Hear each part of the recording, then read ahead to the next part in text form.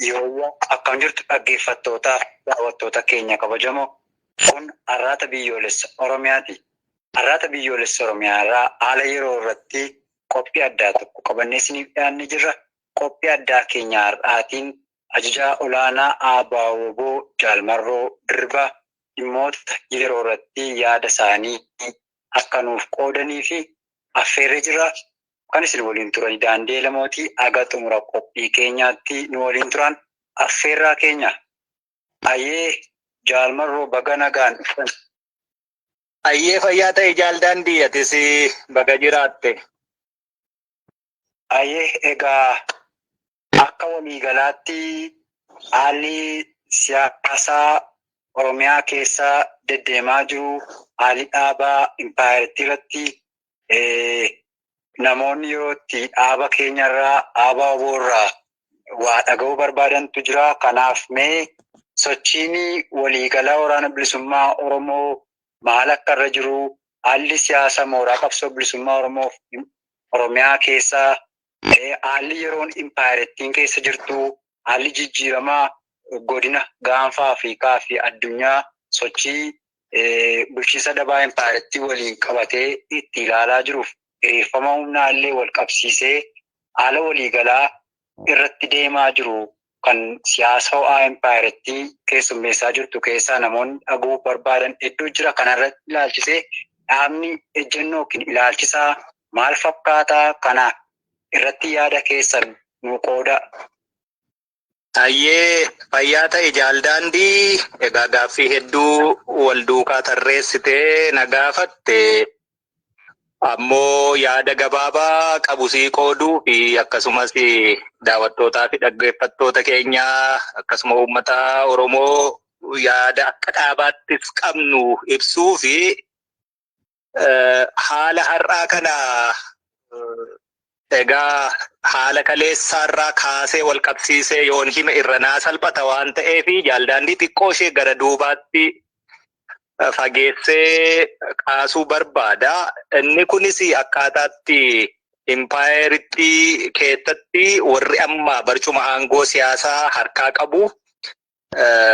Barcuma aangoo siyaasaa sana immoo cancala isaa namni tokko qabee gara barbaadetti oofu qumaarri taphatamaa turee fi ammas taphatamaa jiru kuni xiqqoo wal xaxaa ta'ee uummata Oromoo fi uummattoota impaayiritii keessa jiranii afaan faajjiif burjaajii keessa galchaa dhufe kuni akkaataa itti taphatamu xiqqoo irra bahuun barbaada. Kunis maali yoo jettee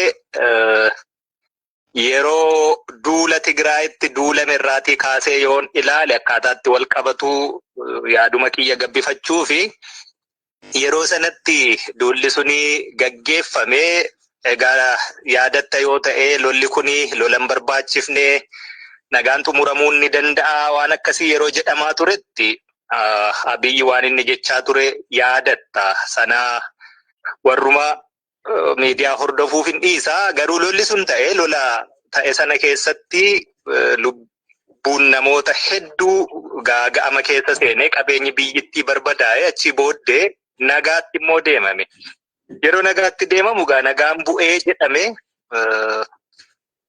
akka sarpiraayizii wayiyyuu namatti ta'a ture akkaataatti lolli sun haa deemu jedhamee nama sirbituu tokko Taarikuu jedhama natti fakkaata yoon dagachuu baadhee ani lolaaf nama hin dadammaqsu dargaggeessa ibiddatti oofu dhagaa mataatti baateetu akka aadaa naannoo kootti nagaa buusa uummati waan jedhu wayii tokko dubbatee nama abaaramaa turee fi ajjeefamuuf barbaadamaa ture tokko faa yaadadha yeroo sana yeroo ilaaltu nagaan ni bu'a jettee yaaddu turte yeroo nagaan bu'u kanaaf sarpiraayiz nama godhan jedhe akkuma ta'eefu nagaan sun bu'e jechuu nagaan bu'ee booddee maaltu ta'ee hanga ammaas maaltu jira jechuu waan biraa ta'eetu maafan sana kaasa erga sun ta'ee booddee Abiyyi international community diplomatic corridors and ambassadors waan jechaa turetu jira.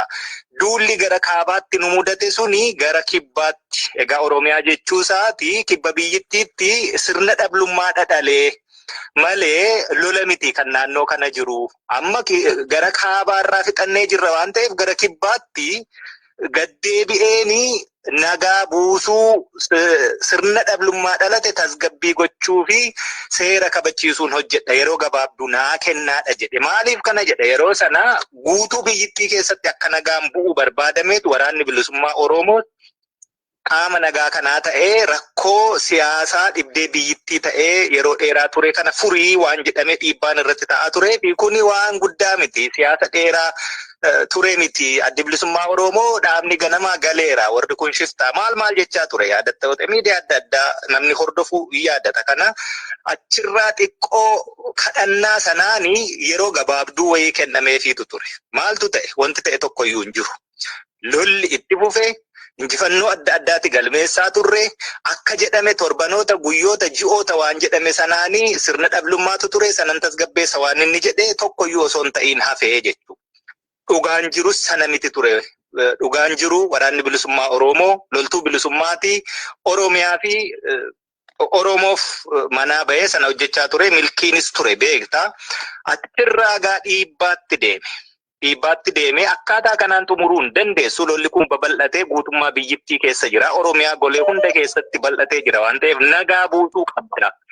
Eessee mari'achuu qabda. Ha jedhamu dhiibbaan diidaatti dhufus, dhiibbaan Oromoo irraatti dhufus, lolaanis immoo harka micciiraa jirurraas kan ka'ame araaraaf teenye. Araaraaf yeroo taa'ametti gaa Taanzaaniyaa odola Zaanzibaar irratti jalqaba jaallan dhaqanii waan tokko dudubbatamee marsaatti aanuuf karaan banameera maal waan jedhu fakkeessiif dudubbatamee deemame marsaa lammataatu ta'e. Ananiyyuu jaallan kiyya dirreerraa waliin taane irratti hirmaanne. Namni kun maal fedha ture yeroo sana? Namni kun dhugumaan nagaa buusee gaaffii Oromoo deebisuu osoo hin taane bakka hin mul'anne wayii tokko nutti kekkenne koorti nu gochuu barbaade. Waliin hojjenna rakkoon hin jiru. Rakkoo hundeerraa furuu osoo hin taane sirna biyyittii gabroomse bakkaa kaasuu osoo hin taane dhaabota adda addaa kanii biyyittii keessatti hojii hojjetan isaan akkasii kana haaromsuu jijjiiruu fi gara dimookiraatiitti ceesisuu osoo hin taane ko'oobti nu godhee yookaan waliin akkuma biyyittii keessatti cubbuu inni gochaa turee fi dhiiga dhangala'aa turetti cubbuu sana hirmaanne akka waliin hojjennutu barbaadame. Egaa isa kana yeroo hedduu ibseen ture. Wanti kuni milkaa'uu didee jechuudha. Sana booddee itti aansee maaltu ta'e? Araara kana erga akkasittiin kuffisanii fi gaaffii Oromoo hundeerraa deebisuu hin barbaanne inni itti aanee ta'e maali? Adda nu caccabsuudha yaadanii yaaldaan diigaa waan ta'e argiteetta. Adda nu cabsuu sanaaf immoo Oromoon rakkoo keessa jira.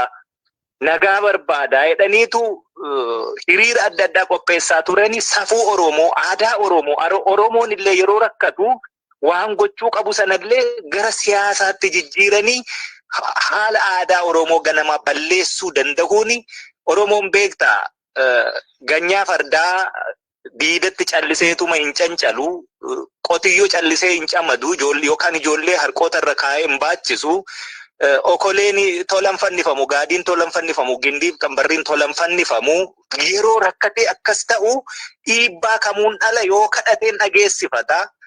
Rooba garmalee caamee hongee ta'e kadhatee roobsifata. Rooba garmalee roobee immoo balaa geessisuu kadhatee hin caamsata. Oromoon saba akkasii ture. Kana haala abbius godhuuni waan goggodhanii waraana bilisummaa Oromoo. Oromoon illee gaaffiinsaa iyyuu maal barbaada? Nagaan akkamitti bu'aa isa jedhu too ilaalcha keessan galchiin akkanumatti waan kuni ta'eetu adda nu caccabsuutti waan deemamutu ta'ee jechuudha. Haala akkasii kana keessa immoo maaltu ture? Lolli immoo jabaateetuma deemaa ture jechuudha. Nagaa barbaanna jecha qe'een Oromoo golgolaa'ee lolamee duuti hidhaan waa hundumti immoo waliin ta'aa ture jechuudha.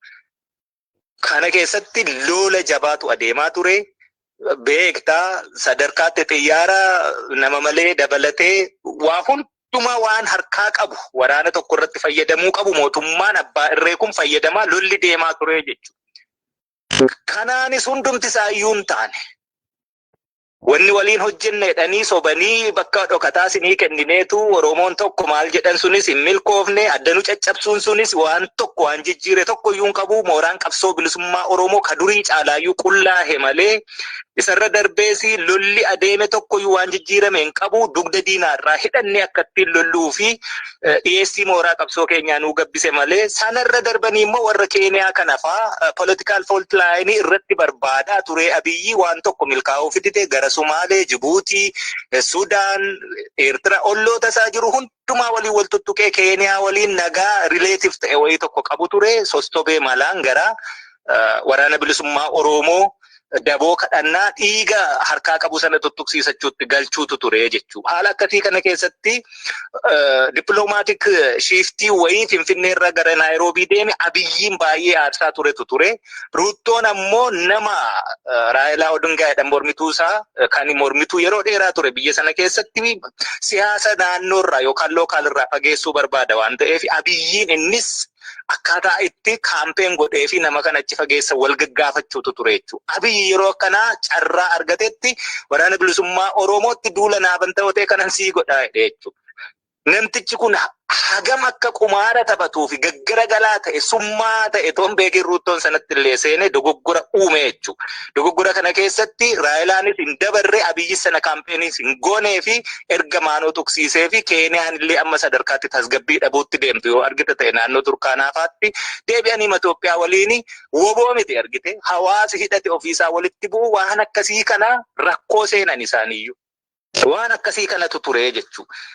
Kanaafi namni kuni akkaataa inni itti qumaara isaa taphataa deeme homaa tokko gaafa materialize gochuu didu bu'aa argamsiisuu didu gidduu kana immoo maaltu ture waan ho'aa tokkotu ture jechuudha. Egaa dudduubbee isaarraa kaasee akkasittiin kan hin fidee fi akkitti inni deemetu firii argamsiisuu fi dide nama goyyomsee kiyyoo isaatti galfachiisuu gaafa dadhabu jaarrolee keenya qabsoo keessa bara dheeraa turan akkaataatti qabatu wayii tokkotti immoo deemee. Isaan kana maal godhe kiyyootti geessee gashuu fi ajandaa qopheesseefiitu jira. Sababiin immoo maal jedheetu walitti qabee warri kaabaa tokkoomee jira. Habashaa against Oromoo ta'uuf deema. Koottaan tokkoomna waliin lolla akkasittiin walitti qabee ajandaa seet godheefi. Ajandaa akkamitti seet godhaa fi egaa waan deddeemaa jiru argiteetta mootummaa ce'umsaa tolchinaa. Mootummaan ce'umsaa biyya keessatti deemee immoo naannoo irratti akkamiin tolfamaallee kana waan baay'ee dheeraa ta'e barnoota illee nama gaafataa jechuudha. Hubannaa illee nama gaafata. Itoophiyaa keessatti rakkoon akka biyyittiittidha jira.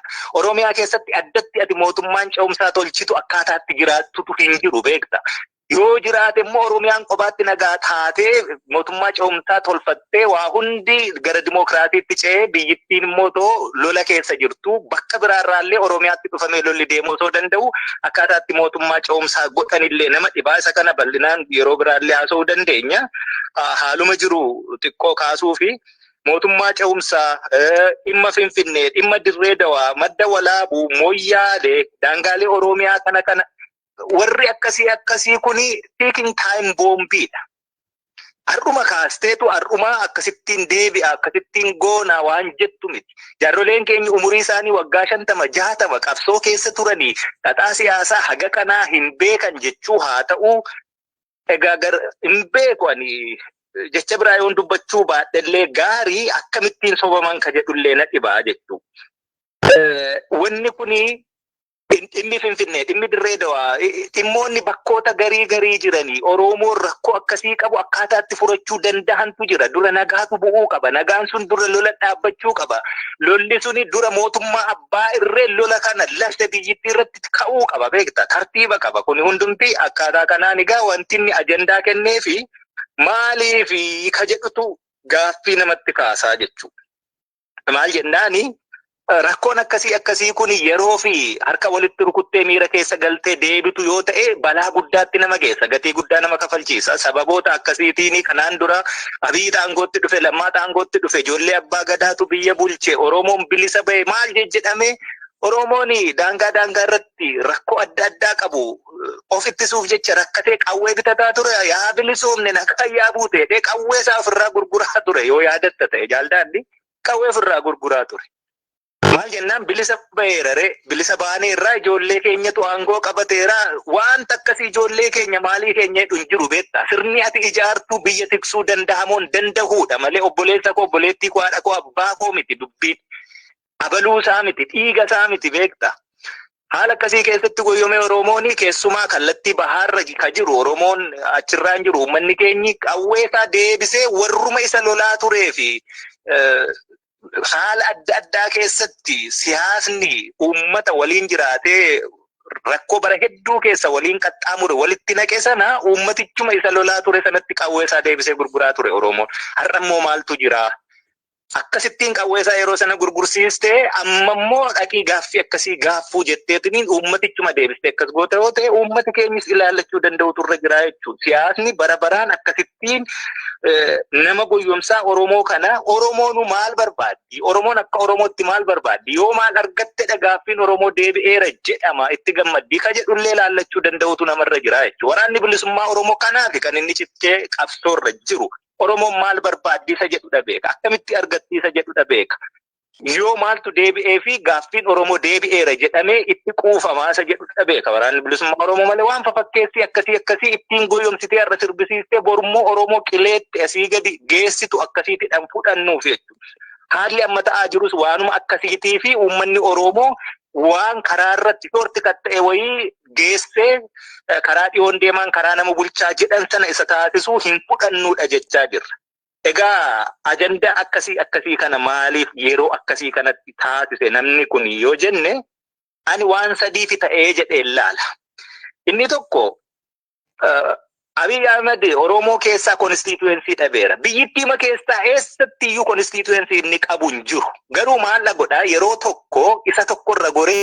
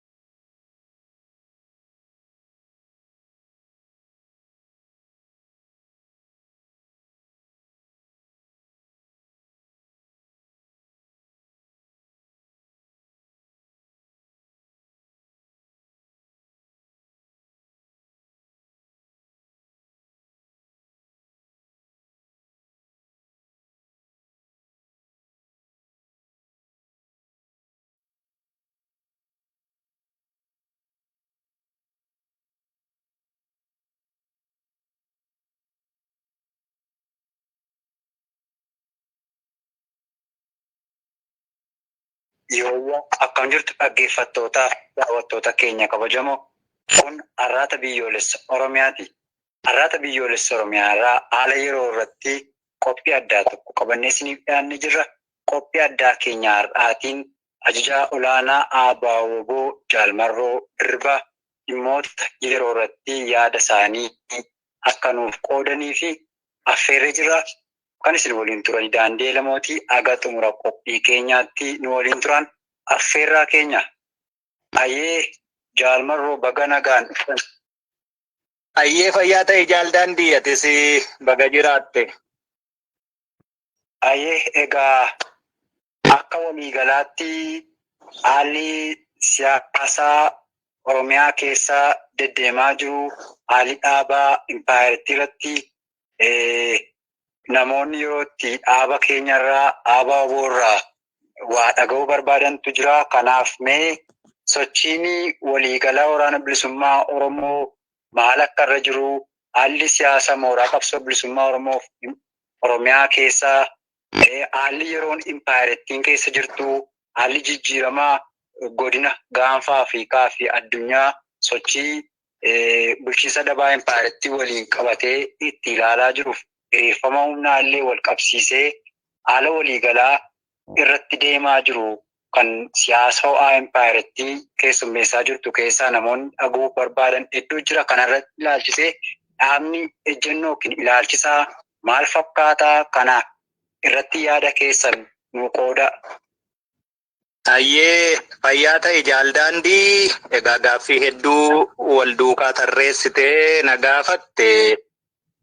Ammoo yaada gabaabaa qabu sii qooduu fi akkasumas daawwattootaa fi dhaggeeffattoota keenyaa akkasuma uummata Oromoo yaada akka dhaabaattis qabnu ibsuu fi haala har'aa kana egaa haala kaleessaarraa kaasee wal qabsiisee yoon hime irra naa salphata waan ta'eef Jaal Daandii xiqqoo ishee gara duubaatti fageessee kaasuu barbaada. Inni kunis akkaataatti impaayiritti keessatti warri amma barcuma aangoo siyaasaa harkaa qabu. Barcuma aangoo siyaasaa sana immoo cancala isaa namni tokko qabee gara barbaadetti oofu qumaarri taphatamaa turee fi ammas taphatamaa jiru kuni xiqqoo wal xaxaa ta'ee uummata Oromoo fi uummattoota impaayiritti keessa jiranii afaan faajjiif burjaajii keessa galchaa dhufe kuni akkaataa itti taphatamu xiqqoo irra bahuun barbaada. Kunis maali yoo jettee yeroo duula Tigraayitti duulame irraatii kaasee yoon ilaale akkaataatti wal qabatu yaaduma kiyya gabbifachuu fi yeroo sanatti duulli suni gaggeeffamee egaa yaadatta yoo ta'e lolli kuni lolan barbaachifne nagaan xumuramuun ni danda'a waan akkasii yeroo jedhamaa turetti Abiyyi waan inni jechaa ture yaadatta. Sana warruma miidiyaa hordofuuf hin dhiisa. Garuu lolli sun ta'e lola ta'e sana keessatti lubbuun namoota hedduu gaaga'ama keessa seenee qabeenyi biyyittii barbadaa'e achi booddee nagaatti immoo deemame. Yeroo nagaatti deemamu gaa nagaan bu'ee jedhame akka sarpiraayizii wayiyyuu namatti ta'a ture akkaataatti lolli sun haa deemu jedhamee nama sirbisuu tokko Taarikuu jedhama natti fakkaata yoon dagachuu baadhee ani lolaaf nama hin dadammaqsu dargaggeessa ibiddatti oofu dhagaa mataatti baateetu akka aadaa naannoo kootti nagaa buusa uummati waan jedhu wayii tokko dubbatee nama abaaramaa turee fi ajjeefamuuf barbaadamaa ture tokko faa yaadadha. Yeroo sana yeroo ilaaltu nagaan ni bu'a jettee yaaddu turte. Yeroo nagaan bu'u kanaaf sarpiraayiz nama godhan jedhe akkuma ta'eefu nagaan sun bu'e jechuudha. Nagaan bu'ee booddee maaltu ta'ee hanga ammaas maaltu jira jechuun waan biraa ta'eetu maafan sana kaasa. Erga sun ta'ee booddee Abiyyi international community, the diplomatic corridors and ambassadors waan jechaa turetu jira.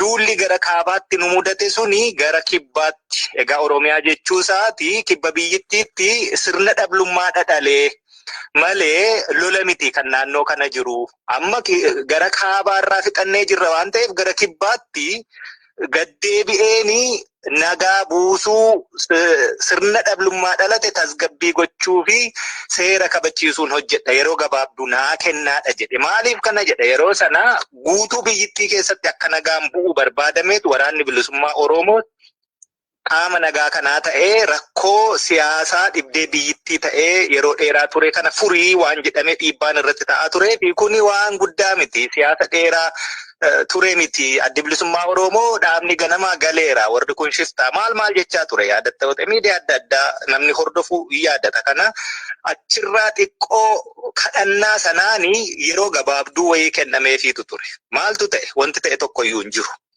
Lolli itti fufee injifannoo adda addaati galmeessaa turre akka jedhame torbanoota guyyoota ji'oota waan jedhame sanaanii sirna dhablummaatu ture sanan tasgabbeessa waan inni jedhe tokkoyyuu osoo hin ta'iin hafee jechuudha. Dhugaan jirus sana miti ture. Dhugaan jiru waraanni bilisummaa Oromoo loltuu bilisummaati Oromiyaa fi Oromoof manaa bahee sana hojjechaa ture milkiinis ture beektaa. Achirraa gaa dhiibbaatti deeme akkaataa kanaan xumuruun dandeessu. Lolli kun babal'atee guutummaa biyyittii keessa jira. Oromiyaa golee hunda keessatti bal'atee jira waan ta'eef nagaa buusuu qabda. Eessee mari'achuu qabda. Ka jedhamu dhiibbaan diidaatti dhufus, dhiibbaan Oromoo irraatti dhufus, lolaanis immoo harka micciiraa jirurraas kan ka'ame araaraaf teenye. Araaraaf yeroo taa'ametti gaa Taanzaaniyaa odola Zaanzibaar irratti jalqaba jaallan dhaqanii waan tokko dudubbatamee marsaatti aanuuf karaan banameera maal waan jedhu fakkeessiif dudubbatamee deemame marsaa lammataatu ta'e. Ananiyyuu jaallan kiyya dirreerraa waliin taanee irratti hirmaanne. Namni kun maal fedha ture yeroo sana? Namni kun dhugumaan nagaa buusee gaaffii Oromoo deebisuu osoo hin taane bakka hin mul'anne wayii tokko nutti kekkenne koorti nu gochuu barbaade. Waliin hojjenna rakkoon hin jiru. Rakkoo hundeerraa furuu osoo hin taane sirna biyyittii gabroomse bakkaa kaasuu osoo hin taane dhaabota adda addaa kanii biyyittii keessatti hojii hojjetan isaan akkasii kana haaromsuu jijjiiruu fi gara dimookiraatiitti ceesisuu osoo hin taane ko'oobti nu godhee yookaan waliin akkuma biyyittii keessatti cubbuu inni gochaa turee fi dhiiga dhangala'aa turetti cubbuu sana hirmaannee akka waliin hojjennutu barbaadame. Egaa isa kana yeroo hedduu ibseen ture. Wanti kuni milkaa'uu didee jechuudha. Sana booddee itti aansee maaltu ta'e? Araara kana erga akkasittiin kuffisanii fi gaaffii Oromoo hundeerraa deebisuu hin barbaanne inni itti aanee ta'e maali? Adda nu caccabsuudha yaadanii yaaldaan diigaa wanta ta'e argiteetta. Adda nu cabsuu sanaaf immoo Oromoon rakkoo keessa jira. Nagaa barbaada jedhaniitu hiriira adda addaa qopheessaa turani. Safuu Oromoo, aadaa Oromoo, Oromoon illee yeroo rakkatu waan gochuu qabu sanallee gara siyaasaatti jijjiiranii haala aadaa Oromoo ganamaa balleessuu danda'uuni. Oromoon beektaa ganyaa fardaa diidatti calliseetuma hin cancalu. Qotiyyoo callisee hin camadu yookaan ijoollee harkoota irra kaa'ee hin baachisu. Okoleen tolan fannifamu, gaadiin tolan fannifamu, gindiif qambarriin tolan fannifamu. Yeroo rakkatee akkas ta'u dhiibbaa kamuun ala yoo kadhateen dhageessifata. Rooba garmalee caamee hongee ta'e kadhatee roobsifata. Rooba garmalee roobee immoo balaa geessisuu kadhatee hin caamsata. Oromoon saba akkasii ture. Kana haala abiyuus godhuuni waan goggodhanii waraana bilisummaa Oromoon illee gaaffiinsaa iyyuu maal barbaada? Nagaan akkamitti bu'aa isa jedhu too ilaalcha keessan galchiin akkanumatti waan kuni ta'eetu adda nu caccabsuutti waan deemamutu ta'ee jechuudha. Haala akkasii kana keessa immoo maaltu ture? Lolli immoo jabaateetuma deemaa ture jechuudha. Nagaa barbaanna jecha qe'een Oromoo golgolaa'ee lolamee duuti hidhaan waa hundumti immoo waliin ta'aa ture jechuudha. Kana keessatti lola jabaatu adeemaa ture. Beektaa sadarkaatti xiyyaara nama malee dabalatee waa hundumaa waan harkaa qabu waraana tokko irratti fayyadamuu qabu mootummaan abbaa irree kun fayyadamaa lolli deemaa ture jechuudha. Kanaanis hundumti isaa iyyuu hin taane wanni waliin hojjennedhanii sobanii bakka dhokataa sinii kennineetu Oromoon tokko maal jedhan sunis hin milkoofne addanu caccabsuun sunis waan tokko waan jijjiire tokko iyyuu hin qabu mooraan qabsoo bilisummaa Oromoo ka durii caalaayyuu qullaa'e malee isarra darbeesi lolli adeeme tokko iyyuu waan jijjiirame hin qabu dugda diinaarraa hidhannee akkattiin lolluu fi dhiyeessii mooraa qabsoo keenyaa nuu gabbise malee sanarra darbanii immoo warra Keeniyaa kanafaa political fault line irratti barbaadaa ture Abiyyi waan tokko milkaa'uu fidite gara Somaalee, Jibuutii, Sudaan, Eertiraa olloota isaa jiru hundumaa waliin wal tuttuqee Keeniyaa waliin nagaa relative ta'e wayii tokko qabu ture sostobee malaan gara waraana bilisummaa Oromoo daboo kadhannaa dhiiga harkaa qabu sana tuttuqsiisachuutti galchuutu ture jechuudha. Haala akkasii kana keessatti dippiloomaatiik shiiftii wayii Finfinneerra gara Naayiroobii deeme Abiyyiin baay'ee aarsaa turetu ture. Ruuttoon ammoo nama Raayilaa Odingaa jedhamu mormituusaa kan mormituu yeroo dheeraa ture biyya sana keessatti siyaasa naannoorraa yookaan lookaalirraa fageessuu barbaada waan ta'eef Abiyyiin innis akkaataa itti kaampeen godhee fi nama kana achi fageessa wal gaggaafachuutu ture jechuudha. Abiyyi yeroo akkanaa carraa argatetti waraana bilisummaa Oromootti duula naaban ta'otee kanan sii godhaa jechuudha. Namtichi kun hagam akka qumaara taphatuu fi gaggaragalaa ta'e summaa ta'e toon beekin ruuttoon sanatti illee seenee dogoggora uume jechuudha. Dogoggora kana keessatti Raayilaanis hin dabarre Abiyyi sana kaampeenis hin goonee fi erga maanoo tuqsiisee fi Keeniyaan illee amma sadarkaatti tasgabbii dhabuutti deemtu yoo argite ta'e naannoo Turkaanaafaatti deebi'anii Itoophiyaa waliin woboo miti argite hawaasi hidhate ofiisaa walitti bu'u waan akkasii kana rakkoo seenan isaaniiyyuu. Waan akkasii kanatu ture jechuudha. Kanaafi namni kuni akkaataa inni itti qumaara isaa taphataa deeme homaa tokko gaafa materialize gochuu didu bu'aa argamsiisuu didu gidduu kana immoo maaltu ture waan ho'aa tokkotu ture jechuudha. Egaa dudduubbee isaarraa kaasee akkasittiin kan hin fidee fi akkitti inni deemetu firii argamsiisuu fi dide nama goyyomsee kiyyoo isaatti galfachiisuu gaafa dadhabu jaarrolee keenya qabsoo keessa bara dheeraa turan akkaataatti qabatu wayii tokkotti immoo deemee isaan kana maal godhe kiyyootti geessee gashuu fi ajandaa qopheesseefiitu jira. Sababiin immoo maal jedheetu walitti qabee warri kaabaa tokkoomee jira Habashaa against Oromoo ta'uuf deema koottaan tokkoomna waliin lollaa akkasittiin walitti qabee ajandaa seet godheefi. Ajandaa akkamitti seet godhaa fi egaa waan deddeemaa jiru argiteetta mootummaa ce'umsaa tolchinaa. Mootummaan ce'umsaa biyya keessatti deemee immoo naannoo irratti akkamiin tolfamaallee kana waan baay'ee dheeraa ta'e barnoota illee nama gaafataa jechuudha. Hubannaa illee nama gaafata. Itoophiyaa keessatti rakkoon akka biyyittiittidha jira. Oromiyaa keessatti addatti ati mootummaan ce'umsaa tolchitu akkaataatti jiraattutu hin jiru beekta.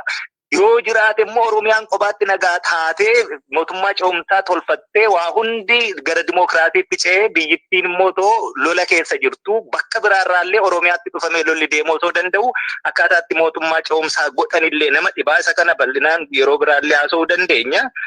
Haaluma jiru xiqqoo kaasuu fi mootummaa ce'umsaa dhimma Finfinnee, dhimma Dirree Dawaa, madda walaabuu, Moyyaalee, daangaalee Oromiyaa kana warri akkasii kuni taking time boombiidha.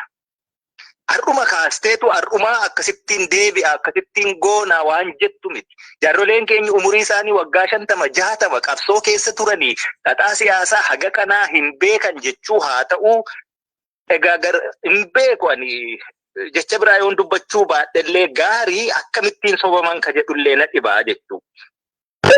Wanni kuni dhimmi Finfinnee, dhimmi Dirree Dawaa, dhimmoonni bakkoota garii jiranii Oromoon rakkoo akkasii qabu akkaataatti furachuu danda'antu jira. Dura nagaatu bu'uu qaba. Nagaan sun dura lola dhaabbachuu qaba. Lolli suni dura mootummaa abbaa irree lola kana lafte biyyittii irratti ka'uu qaba beekta. Tartiiba qaba. Kuni hundumti akkaataa kanaan egaa wanti inni ajandaa kennee fi maaliifi ka jedhutu gaaffii namatti kaasaa jechuudha. Maal jennaani?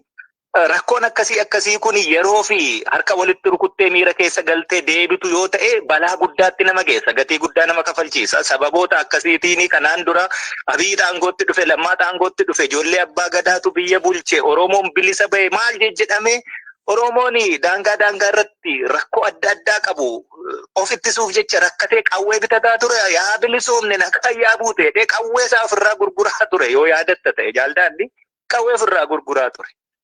Maal jennaan bilisa baheerare bilisa baanee irraa ijoollee keenyatu aangoo qabateera waan akkasii ijoollee keenya maalii keenya hin jiru beektaa sirni ati ijaartuu biyya tiksuu danda'amoon danda'uudha malee obboleessa koo obboleettii koo haadha koo abbaa koo miti dubbiin. Abaluu isaa miti dhiiga isaa miti beekta.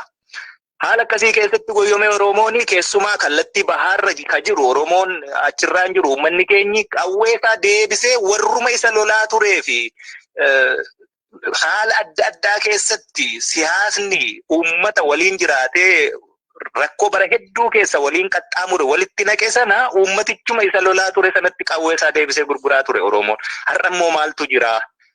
Akkasittiin qawwee isaa yeroo sana gurgursiistee amma immoo dhaqii gaaffii akkasii gaaffuu jetteetiniin uummatichuma deebistee akkas goota yoo ta'e uummati keenyis ilaallachuu danda'utu irra jira jechuudha. Siyaasni bara baraan akkasittiin nama goyyomsaa Oromoo kana Oromoonu maal barbaaddi? Oromoon akka Oromootti maal barbaaddi? Yoo maal argattedha gaaffiin Oromoo deebi'eera jedhama itti gammaddii ka jedhullee ilaallachuu danda'utu namarra jira jechuudha. Waraanni bilisummaa Oromoo kanaaf kan inni cichee qabsoorra jiru.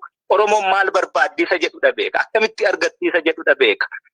Yoo maaltu deebi'ee fi gaaffiin Oromoo deebi'eera jedhamee itti quufamaa isa jedhudha beeka. Waraanni bilisummaa Oromoo malee waan fafakkeessii akkasii ittiin goyyomsitee har'a sirbisiistee borummoo Oromoo qileetti asii gadi geessitu akkasiitidhaan fudhannuuf jechuudha. Haalli amma ta'aa jirus waanuma akkasiitii fi uummanni Oromoo waan karaa irratti shorti ta'e wayii geessee karaa dhiyoon deemaan karaa nama bulchaa jedhan sana isa taasisuu hin fudhannuudha jechaa jirra. Egaa ajandaa akkasii kana maaliif yeroo akkasii kanatti taasise namni kun yoo jenne ani waan sadiifi ta'ee jedhee ilaala. Inni tokko Abiy Ahmed Oromoo keessaa konstituensii dhabeera. Biyyittiima keessaa eessatti iyyuu konstituensii inni qabu hin jiru. Garuu maal godhaa yeroo tokko isa tokkorra goree isa tokko miidhuu yeroo tokko isa tokko firoonfatee isa tokko halagoomsu akkasii hojjeta waan ta'eef akkasittiinidha taphata qumaarasaa. Yeroo gara Tigraayitti duulamee lafa keessan Tigreen kanaan dura sinirraa fudhatte maal sin goote maal taate akkas sin goote sinii deebisna anatu si wajjin jira maali jedhee masaraa keessatti siidaa adda addaa ijaaree uummata Amaaraa kana Tigreetti diinomsee uummata waan inni ittiin adda bahullee hin jirre baay'ee uummata tokko ta'e sana wal dura dhaabee dhiiga guddaa dhangalaase. Oromoos yeroo sana daboo kadhachuu yaalee ture kan waliin daboo dhaqe sinuma jira.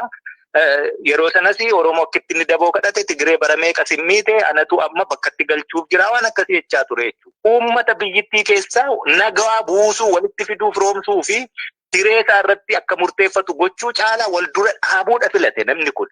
Kanaanidha barnoota argate wayii natti fakkaatan. So kanaafi akka sadii keessaa inni tokko deeggarsa Oromoo biraa dhabe. Iddoo biraa irraa hin qabu. Tigree biraan qabu, Dabuubii yookaan immoo uummattoota kibbaa biraan qabu, Somaalee biraan qabu, Amaara biraan qabu, eenyu biraayyuu muka gogaa qobaatti hafe waan ta'eef amma ani Oromoo ilma Oromooti. Qe'ee Oromootu rakkoo qaba. Rakkoon kun immoo warra kaabaarraati nutti dhufe. Anammoo dura dhaabbadhee loluu fi deeggarsa uummataa na barbaada. Paartiileen siyaasaa deeggarsa uummataa naaf arganii kan jedhuun rakkoo akkasiitiinidha dhufee uummata Oromoo keessatti rakkoo biraa uumuuf duule yoo jiraatellee duula hanbiraa sanatti dhiiga ilmaan Oromoo dhangalaasuu fi ani isiniif hin dhaabbaa akkaataa sanaan barcuma aangoo siyaasaa isaa tikfachuuf jecha deeggarsa Oromoo irraa dhabee bifa kanaan argachuu natti fakkaata. Tokko inni lammataa beekama. Woboo dadhabsiisaa akkasittiin uummata biratti jibbisiisu waan hedduu hojjechuutti duuluu maalii sanarra darbee gaafa dadhabuu amma haalli jiru waraanni bilisummaa Oromoo warri kaabaa jennu warri akka faannoo Amaara bakka bu'ee lolataa jiru warri akka TPLF Tigraay keessa jiru kuni yoo wal ta'ee wal faana mootummaa abbaa irree kana waloonii saba isaanii cunqursaa jiruu fi sabaaf sablammoota biyyittii keessa jiran hundumaa cunqursaa jiru kana bakkaa kaasuu irratti waloomuu danda'u ta'ee ka jedhu sodaatu jira jechuudha. Wanni kuni akka isaa wal shakkan maaliifi Oromoon dhimma Finfinnee gaafata, dhimma Dirree Dhawaa gaafata, dhimma bakka biraa gaafata. Oromoon mootummaa ce'umsaa kophaatti uummachuu fi isin baddanii isin maal taatanii woboon immoo achi keessatti akkitti ta'anii dhiyeessan argiteetta gaani kafaa'oof abaa'oon maaliif sadarkaa kanatti gowwoomfaman inni hin jedhuyyuu ijoollee miti jaarrolee bara dheeraa siyaasa keessa turanii woboon humna ittisa biyyittii faa ta'a waan akkasii faa jedhanii tottolchan kuni warri kaan akka shakkii horatuu fi walitti dhufuun akka hin danda'amne tolchuu waan yaadee godhe fakkaataa jechuudha. Yoo kun immoo ta'e inni sadaffaanii waraanni bilisummaa Oromoo kunoo tokkummaa Oromoo jibbee dhaabboleen Oromoo hundumti isaanii walitti dhufnee siyaasa kaabarraa wal ijaaree nutti dhufu kana dura dhaabbachuuf yeroo jennu wobootu didee jedheetu gaaffii uummataa qabatee waraana jiru miti. Gaaffii siyaasa uummataa qabatee dhaaba jiru miti. Isa jedhu uummata Oromoo waliin wal dura dhaabu waan barbaadaniif kana tolchaniitu. Kana sadanitti akkamittiin jaarroleen keenya galanii isa jedhutu xiqqoo ulfaataa agarte. Mootummaan ce'umsaa akkamittiin hundeeffama. Oromiyaa naannoo tokko qofaa keessatti biyyittiin naannolee hedduu fi bulchiinsa magaalotaa hedduu qabdu akkaataa kamiin taasifama. Wanti jedhamu hin jiru. Waggaa meeqaaf abaa'oon kana qabatee deema. Kafaa'oon immoo akkamitti akka miilan harkaa fuudhee fi achitti uddeellaa ta'ee fi hin beeku. Kanatu jira. Jara kana akkasittiin walitti yaame. Mee osoo kuni akkasittiin jiruuti kanaan dura jaarroleen keenya kuni gara biyyaatti osoo hin galiin Asmaraatti Abiyyi waliin wal arganiitu. Namni kuni gaafa achitti wal arge maal jedhe waan jedhe sana akkamittiin guutee yookaan akkamittiin hanqise har'oo akkamittiin kiyyoo kanatti seenuuf deemu isaanuu maal barbaadu. Moo umurii isaanii akkasittiin qabsoo gaggeessan kana gara dullumaa keessaa dhiigaa fi cubbuu nama kanaarraa qooddachuu maaliif barbaadani yoo jennee ilaalle ammas gaaffii namatti ta'a. Gaafa Asmaraatti wal arganii Abiyyi qabxii shan dubbate yookaan dhiyeesse Daawudiif tokko jedhe mirga hiree murteeffannaa kan jettan kana ofirraa dhiisaa biyyatti galtu yoo ta'e mirga hiree murteeffannaa waan jettan ofirraa dhiisaa. Dhaabni guddaa waggaa 50 fi yookaan waggaa 45 fi yeroo sana qabsoorra ture kuni yeroo itti mootummaan burkutaa'ee jige dhiigni ilmi Oromoo fi qarree fi qeerroon Oromoo dhangala'ee Oromoon jiruuf jireenya deemsa hundaa keessaa walitti dhufee wareegama kaffalee mootummaa sana achii kaasaa jirutti upper handii qabaataa ture. Abaa'oonii baargeen gochuuf, negoosheet gochuuf, dirquuf illee upper handii qabaataa yeroo turetti namni kun ennaa gaaffii akkasii dhiyeessu akkamittiin fudhatanii galan ka jettu gaaffii sitti ta'aa jechuu ammas. Qabsoo akkamitti ture warri kun si jechisiisaa jechuu. Mirga hiree murteeffannaa waan jettan dhiisaa. Inni lammataa waraanaa fi tika. Akkasuma waraanaa fi tika caasaa biyyittii keessa jiran. Egaa instituushinoota adda addaatu jira. Ka TPLF ijaaree bakkuma sana ta'a ammatti diiguu hin dandeenyu hin diignu. Kana fudhachuudha qabdu jedhe fudhachiifatee jechuudha. Nama ajaa'iba. Yoo kan akkasittiin fudhattanii biyyatti deebitu ta'e paartii siyaasaa taatanii socho'uu dandeessu. Ispeesii yookaan immoo politikaal ispeesii jennu dirree siyaasaa isinii bal'isee akka barbaaddanii waajjira banattanii socho'uu dandeessu. Yoo kana gootanii biyya keessatti immoo barcuma aangoo barbaaddanii bakka tokko dhokataa ta'een isinii kennaadha jedhe. Inni arfaffaa jechuudha. Inni sadaffaa paartii siyaasaa taatanii akka sochootan isiniin heeyyama. Isatu heeyyamaa jechuu argite kan qabsoorra jirusi kan injifataa jirusi uummata kee kan immoo ajandaa seettii godhisuma akka har'aa kana jechuudha. Waan barbaade akka isa kaleessaa irraa maan baranne inni jedhu kanaaf. Kanaafin duuba deebi'a. Paartii siyaasaa taatu ka jedhee ajandaa tolchuufi isa barcuma aangoos kan kennuufi isa arfaffaa irratti immoo bakka dhokataa isayyuu bakka itti uummata kee bu'aa buustu instituushinii biyyittii keessumaa warra mootummaa jechisiisu osoo hin taane bakka dhokataa waan sana argiteetta yoo ta'e jaaldaandii adda bilisummaa Oromoo bakka lamatti qoodee keessaa bakka dhokataa waan jedhu warra akka qajeelaa Mardaasaaf kennee waadaa sana guutummaatti hunda isaanii iddoo tokko dhaabee osoo hin taane isaaniinuu gargar baqaqsee waadaa sana qajeelaafaaf waan guute fakkaataa jechuudha. Inni shanaffaa yoo kana hundumaa goone Oromoo tokkoomsineetu siyaasa kaabarraati rakkoo nutti dhufu immoo waliin dura dhaabbannaa warra Habashaa yookaan warra kaabaa jumlaatiin jechuudha waliin lolla. Agartee Oromooni akka Oromootti biyya isaaf waggaa hamma kana qabsoorra ture maal barbaada isa jedhu osoo hin taane kana goona sana goonaa irratti waan hundaa'e yerootiin jijjiiramu. Ejjennaa akeeka kaayyoo qabsoo bara dheeraa sana galiin keenya maalii osoo hin taane waan guyyaa guyyaan jijjiiramu sana duukaa akka xixiqqaanfataa deemu tolchuutu dhalatee jechuudha. Namni kun akkasittiin waadaa kana tokkollee hin guunne jaarroleen keenyi gaaffiilee hedduu sabni kun qabu dhiisanii waan xiqqoo kanaan guyyoomfamanii yeroo itti moo'icha qaban, yeroo itti olaantummaa qaban, yeroo itti sabni injifatee jirutti ija jabaatanii illee falmachuu dadhabuu kanaan akkaataa kanatti galame jechuu yeroo sana. Kanarraa jiilan qabaanne galanii ni hidhaman. Otoo Finfinneen buriin rakkoon sun dhalate yeroo sana waajiran sinii kenna biyya keessatti hidhee lammaan immoo waa waadaa seeneefiitu ture. Iddootti qubattanii bakka sinii kennina jedhanii iddoo qubatan dhabanii jechuudha. Gaafasuma rakkichi kan inni jalqabe dhugaa dubbachuuf. Hoteela firaa, hoteela namaa wal beekanii waan akkasii keessa qubachuutu dhalate jechuudha. Har'oo akkamittiin kun ta'e namni gaafas akkasittiin bakka qubannaayyuu isaan dhorkate har'aa hoteela guddaa kireessee fi ispoonsar godhe akkamittiin jaarrolee kana walitti yaame. Maaliif inni akkas jedhaa odeessa gahaa qabna. Jalqabaa naannoo ji'a tokko oliif sheekotaa fi jaarrolee wayii tokko walitti qabanii hoteela Kingis jedhanii kaa'anii turan. Hoteela Kingis kuni irra guddaa namoota gullallee jijjiran kanatu naannoo sana quqqubata. Hoteela kana keessatti namoota kana walitti qabanii mootummaa ce'umsaa dhaabuuf jirraa maal jedhanii jaarroleen kuni namoonni isaan walitti qaban kunillee dhugumaan hiree Oromoo irratti siyaasa Oromoo irratti ani gaa xiqqeessuu kiyya miti maal jennaan jaarrolee sheekota abbootii amantaati.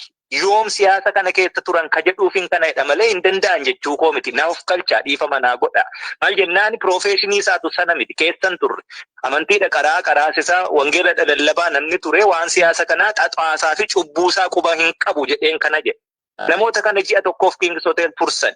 Kingis Hotel irraa booddee gara Ililliittidha jijjiiran. Ililliitti gaafa jijjiirame namni tokko ciisicha nyaata maal waa hundumaa jedhee guyyaa 4 turame keessatti 53,235 mallatteessee jechuudha. Gaafa xumuratanii ba'an immoo 10,000 tiraanspoortii isinii ta'a jedhameetu harkatti kennamee fi kun walumatti 63,235 dhufa. Namni hirmaate egaa garee adda addaati. Garee waaqeffannaa, jila abbootii qaalluu, jila haadha siinqee, jila abbootii gadaa, jila yaa'ii Finfinnee, jila waayillammarii. Waayillammarii ka jennu jaaldaandi kasi ajaa'ibu koloneelotaa fi jeneraalota PP'ti. Jila waayillammarii ka jedhame as keessatti hirmaate namoota tikaa fi waraana keessaa walitti dhufan 11dha jilli kun. Walumatti nama naannoo 130 wayitu hirmaate. Dabalataan immoo warra kafaa'oof abaaworraa ijoollota waa ergaman waa bita waa dhiyeessan akkasii nama gara 150 ta'a. Egaa 63,235 yoo baay'iste guyyaa 4 turan namoota 150 gabaabsine yookaan lakkoofsa isaa gadi qabne baasiin ba'e gara miiliyoona 9,485 fi 250 ta'a jechuudha. Almost 1 miiliyoona 10 ba'u. Egaa nan kafaa'oon beeku abaa'ooni yeroo dheeraa rakkoo maallaqaa akka qabaatu beeka. Qabaachuu sanarraayyuu jaallan mana hidhaa turanii karaa nagaa falmannetanii galanii mana hidhaa keessatti nyaata dhugaatii uffannaa rakkoo dhukkuba waan adda addaa irratti adda bilisummaa Oromoo gullallee jiru. Yaalaa isaaniif illee birrii xixiqqoo taate baasuu dadhabuu gaafa mirga wabii namni argatu birrii sanaaf barbaadamu illee baasee hidhaarraa baasuu dadhabuu dhaaba akkasii ta'uutiin beeka waan ta'eef egaa dhaabni kun har'a miiliyoona 10 walitti qabee guyyaa 4 fi uummata hoteela guddaa keessatti nyaachisee obaasee siree kaffalee walgahii gaggeesse ofiisaa yoo jette uummatumaaf hin dhiisa isa kana. Maaliif uummanni hirmaate beekama hoteelli Ilillii 17,000 ture siree fi ciisichi cireen immoo waliini isa kana egaa waan biraatillee ta'a malee warri Ilillii fi warri Gullallee xiqqoo wal quba qabeenyuma qabanirraa xiqqoo gadi buusanii fi mootummaafis egaa baargeen godhaniiru achirraa 9,000tti dhagaleera. Haala sanaanidha hir'ate iyyuu malee guddaa ture baasiin kun. Bifa kanaan waan qophaa'e kanatu Oromoo bakka bu'ee mootummaa ce'umsaa Oromiyaan dhaabaa jedhe. Kanarra immoo darbe wanti ajaa'ibu waraanni bilisummaa Oromoo nu jalatti akkas hojjeta akkas bakka si bu'anii jechuudha. Waraanni bilisummaa Oromoo waraana of danda'e. Military political commandii tolchatee hoggana tolchatee waa hundumaa qabsoo ganamaa kaleessaa jaalala moofaa irratti wareegama san qabatee akeekaaf kaayoo siyaasaa isa ganamaa nadhii gammadaafaa irratti dhabaman jaallan kun irratti dhabaman qabateetudha qabsoo gaggeessuu jira. Dirreerraat of taliigaa dirreerraat of hoogganaa akkasittiin waraana deemu. Eenyuyyuu waa'ee isaa irratti kana gochuu qaba jechuu hin danda'u. Gaafa Taanzaaniyaa deemnes ofii keenya of dandeenyeetu deemne. Gaafa deemne immoo yoo ilaalte egaa biyya rakkoo qabduuf waraanni jiru keessatti warri wal waraanu akkaataatti mari'atu qabu. Yoo walii galee warra qaama siyaasaa ammoo biyyittii keessa jiru karaa nagaa falmus akkatti hirmaachisu qaba. Sana rood maappii sana qabna turre jechuudha. Yeroo tokko baay'ee biyyi wal waraanuurra warri wal waraanuu qofaan walitti dhufee yeroo fi provisional governmentii fa'aa gaggeeffachuu danda'a. Baay'ee yeroo murtaa'aaf gabaabaa ta'e. Provisional governmentii akka state of emergency wayiitti tolfatee nagaa buusuu fi tasgabbii fiduu irratti yeroo gabaabduu erga hojjetee booddee gara transitional governmentiitti ce'uu danda'a. Gaafa transitional governmentiitti ce'u warra siyaasaallee hirmaachisuu danda'a jechuudha. Akkasittiin deema. Yeroo tokko immoo dafee nagaan bu'uu yookaan immoo warri wal waraanaa ture haala nagaa biyyittii dafee to'achuu danda'ee itoo provisional governmentiin hin barbaachisiinu gara transitioniitti ce'uun ni danda'ama jechuudha.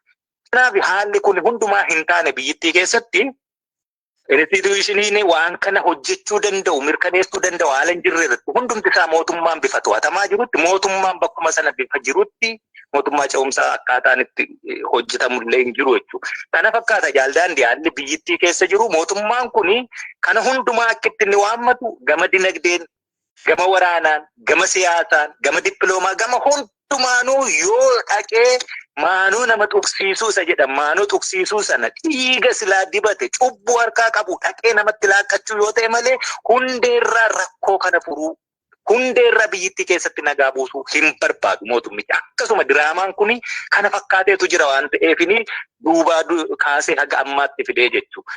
Kanaaf mootummaa akkasii kana mootummaa qumaara taphachuu dhiiga ilmaan namaatti taphachuu irraa kan hafe rakkoo hundeerraa furuu hin barbaanne obboyoomsuu hin barbaachisu. Afaan inni beeku kun dubbisu.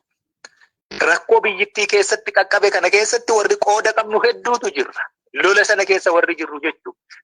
Warri mootummaa abbaa irree kana kuffisuuf lolaa jirru jira. Warri kun walitti dhufuun ni danda'ama. Maaliif hin danda'amu? Sababiin tokkoyyuu hin jiru wanni waan si dhorku. Gaafa rakkoo biyyittii sii galee hubattee walitti dhuftee furuu akka dandeessutti tolfattu ololli adda addaa ka'uu danda'a. Ololli suni olola dhiiga dhangala'uu hin caalu. Ololli sun olola biyyittii bututtee caccabduu sana hin caalu. Yoo caccabdes ollaa gaarii akkatti ta'aniif walitti dhufuu nama gaafata. Yoo tokko ta'anis sabni ofii akkaataatti araara buusee faktiin yookaan immoo haqni barbaadamee araarri bu'uu danda'uu fi gumaan kafalamuu danda'amu tolchuu nama gaafata. Callisanii walitti dhufanii booddee deebisee gara lolaatti waan nama geessuu fi karaa nama bulchuu filachuun hin ta'u. Sanaafi waliigalteen Piriitooriyaa sun fakkeenya gaarii ni ta'a jechuudha. Haalli amma jiru kana fakkaata gaani akkan hubadhutti jaaldaandii on dheeressuu baadhee kanuman qaba jaala kiyyaa fayyaa ta'e. Ayyee osoo hin baane gaaffii tokko kaasee goolabannaa ammatti bakka tokkorraa kaka'aa jiru mootummaa bilisiginnaa qaama aangoon qaba jedhu waliin akka mari'achaa jirtan yeroo ka'utu dhaga'ama. Ammatti hariiroon sun ni jiraayii ka jedhuu fi haalli yeroo ammaa duulli Keeniyaatiin gama kibbaatiin gaggeeffamaa jiru maal fakkaataa waan jedhu nuu kaasaatii ni goolabanna. Baay'ee fayyaa ta'e ibsa keenya yeroo darbee tokko argiteetta yoo ta'e jaaldaandii Abiyyi egaa warri inni ajandaa itti kennee uummata Oromoottiin burjaajessuu barbaadu gaaffii belbeltuu tokkotti kaasanii turani. Gaaffiin sunis nu waliin araara maal barbaaddaa silaaftuu nu too harkuma kee jirra warra laga jiru wajjiniin araara buusii waan jedhutti kaasan jennaan isaan waliin dhoksaatti Afrikaa kibbaatti mari'ataa jirra waan jedhu wayiitti kaase jennaani odeessa sana gaafa argannu nuti clear bifa ta'een clear and loud dubbanneerraa jechuudha. Waan akkasii marii akkasii hin qabnu nuti dhoksaatti marii nuti goonu hin jiru. Hin danda'amu dhoksaatti gaaffii sabaati harkaa qabna waan dhoksinu hin jiru. Gaaffii sabaati malee gaaffii aangoo yookaan gaaffii waan biraa miti waan nuti barbaannu. Kanaaf wanni dhoksinee mari'annu tokkoyyuu hin jiru. Wanti irratti walii gallu tokko lama sadii jedhamee barreeffamee uummata itti amanee fudhatee rakkoo uummataa hundeerraa fura ta'ee yoo akkasittiin deema ta'e ifaa bilisatti baanee mari'anneetu rakkicha furra yoo karaa nagaa gaaffiin keenyi gaaffiin sabaa deebii argata ta'e. Kanarraa kan hafe gaaffii sabaa qabanne dhoksaatti piippii waliin mari'annu hin jiru. Kana ibsa yeroo darbeerraas argitee ta'ee yaada haganuma. Inni kaani duulli gara kibbaa jira maal jedhamu Keeniyaan biyya ishee keessatti duula barbaadde sakattaa barbaadde waan sochii barbaadde gochuu dandeessi. Waan nu galchuu hin jiru suni. Garuu waan maqaa keenyaa walitti hidhatee fi egaa sanarrattis dhaabbatee ibsoota hedduu garaa baasnee waan korrekt ta'uu danda'u waan sirrachuu qabu akka sirreessan jejjechaa turre. Egaa waan tokko ati argitu ibsoota warra Keeniyaa kanarraa waan baay'ee soba baay'eetiin kukkuulamee dhiyaate tokkotu jira. Sadarkaa itti aniyyuu zoonii kibbaa jiru achitti lola guddaa gaggeessanii aniyyuu akkanii madaa'ee harka isaanii irraa bahe waan akkasiifaa waan kuni egaa dubbicha achumatti zeeroo akka taasisuu eenyuyyuu hubachuu danda'a. Waraana bilisummaa Oromoo Oromiyaa keessa socho'u waan inni gadi bu'ee Keeniyaa waliin lola gaggeessuu fi tokkoyyuu hin jiru. Isaan biyya isaanii keessatti waan barbaadan hojjetachuu danda'u. Itoophiyaa keessa hidhattoota dhufanii nu lolan jedhan kallattii biraanis lola wayiitu itti jira. Namni nu jalaa du'e akkasumas jechaa jiru suni waan woboo galchuu miti. Garuu haga daangaa kanarra sochoonuu fi biyya kana waliin daangaa dheeraa walitti qabnutti immoo wanti ta'u tokko nu laallatu mootummaan Keeniyaa irra deebi'ee ammas nagaaf tasgabbii naannoo sanatti bu'uu maluuf yoo shiraa fi xaxaa yookaan kiyyootti galfamuu kana irra deddeebi'anii ilaalan isa jedhu dhaamaamaa fi jirra ammas kanuman dhaamuu fi barbaada. An kanarraa hafe mootummaa Keeniyaa wajjiniin rasaasni tokkollee walitti dhukaafneerru hin jiru. Sana gochuus hin barbaannu. Maal jennaani wanti walitti qabnutu hin jiru achirra. Daangaadha walitti qabnaa gamaaf gamanadha jiraan. Ollummaa gaarii immoo waliin barbaanna. Kan kanarraa nafe lafa isaanii keessatti wanti nuti goonu addaa tokkoyyuu hin jiru jechuun barbaada. Ammatti kanuma jaaldaandii yoon gabaabsee sii deebise. Hayyee guddoo galatoomaa. Egaan dhaggeeffattootaaf daawwattoota keenyaa kan isin hordofaa turtan qophii addaa araata biyyoolessa Oromiyaa irraa haala yeroo irratti hundaa'uun jechaa olaanaan ABO Jaalmarroo Dirribaa toorarratti dhiyaachuudhaan yaada isaanii nuuf qoodanidha. Egaa fuulduras dhimmoota ifa ta'uu qabu jennu irratti hooggantoota dhaabaa ajajaa olaanaa ABO dabalatee kanneen biroo affeeruudhaan ifa ni taasisnaa. Kanarraa asumarratti goolabneerra. Jaalmarroo yeroo haala rakkisaa keessatti dhaabbattanii yaada hawaasaaf qooduuf dhiyaachuu keessaniif guddoo galatooma. Ayyee atis fayyaa ta'e jaaldaandii galatoomne.